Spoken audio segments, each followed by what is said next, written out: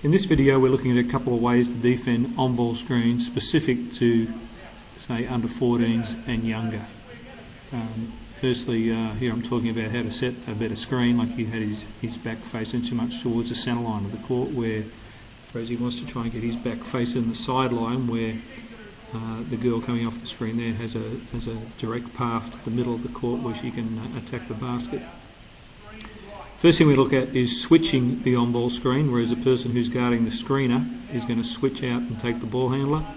The person who's switching onto the screener is going to step underneath them, take away any chance they might have of rolling to the basket. The person switching onto the ball switches out aggressively and tries to push that ball handler back towards the centre line of the court, rather than letting them turn the corner and attack the basket.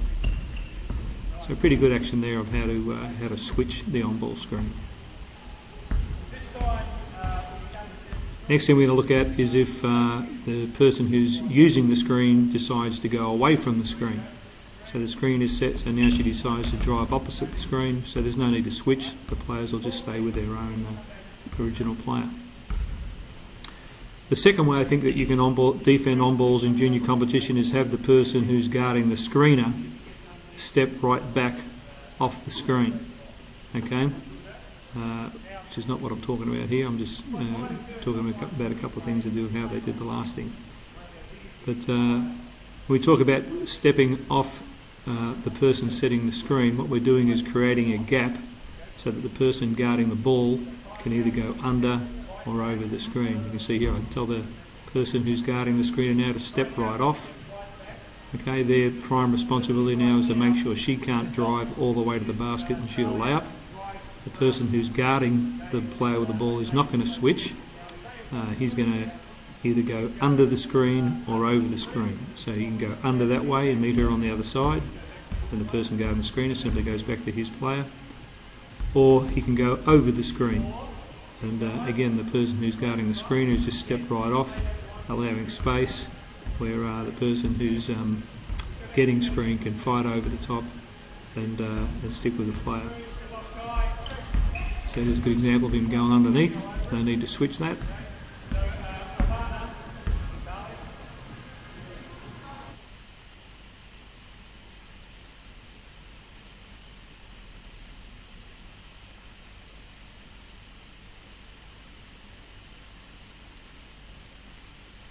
Okay, and there was an example of him trying to fight over the top of the screen, whereas he, through poor footwork, he got himself caught. In that situation, with the guard drives all the way to the basket, well then the big has to switch onto them and contest the layup. The person who took the screen would switch onto the big player and make sure they didn't get a rebound. What I'm talking about here is the importance of good footwork in this technique of getting over the screen. As players move up to higher age groups, being able to get over the screen becomes far more important, as the offensive players are far more likely to pull up and shoot a three-point shot if you go under screen. So teaching kids early how to get over screens is a pretty important skill. Again, he's setting that screen on a pretty poor angle there. Normally in a game you'd probably just go underneath that one because of the angle he's set. But we'll deal with that. So sets the screen. I'm talking about getting my lead foot over his lead foot. You can see he now moves. He's a smart ass. He's moving to make it a little bit harder for me. But I step my right foot over his right foot, swing my right elbow through, and that action of going from a thick, wide, low stance at the start to be going thin over the screen allows you to guard the play. You can see there I'm demonstrating what happens if you run straight into the screener and can't get your feet over. So here's the screen being set here. Good low, wide stance. He stepped off for me to go over or under. Now I can crawl up into her, take away any chance she has of going away from the screen and put myself in a better position to be able to step over the top and get over the top there. Again, as players become better three-point shooters, this becomes a far more important way to guard on-ball screens. Most junior competitions you could probably just slide underneath. Again, the big kid stays with her and just is worried about protecting the basket. He doesn't go out and contest any other shot but a layup. He can act like he's going to go out by hedging, but the smaller guy is always going to chase down the shooter. He will hedge and fake and get back to his original player if the ball is shot. The only time that he would switch onto the guard would be if she made an aggressive move right at the basket, and he would contest the layup at the charge zone.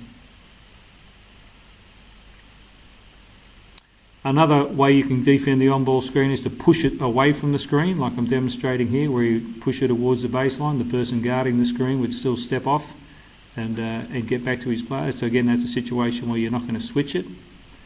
A good method to keeping the ball out of the middle of the court.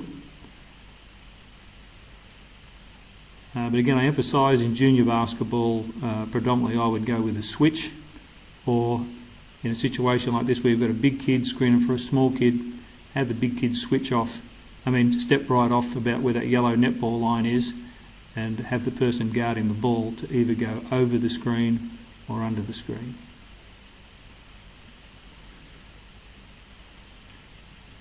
I'm talking about here is what happens in senior basketball. Often teams will double team or give a hard show at the ball carrier, and then the person who's given that hard show will retreat back to their player. This becomes a little bit more complicated in junior basketball because to be really effective at this, you really need a third defender, a person on the split line who's ready to rotate to that screener if they come out early. You see the kid here sets the screen and him rolling there to the corner. If that's a good shooter, the big who showed might be a little bit late to get back. But again, I emphasise in under 14s and younger, I would switch it or step off and go under. Keep it simple for kids of this age group, and the sooner you can teach the person being screened to get over the top of the screen and stay with their man, the better they're going to be as a defender in the long run.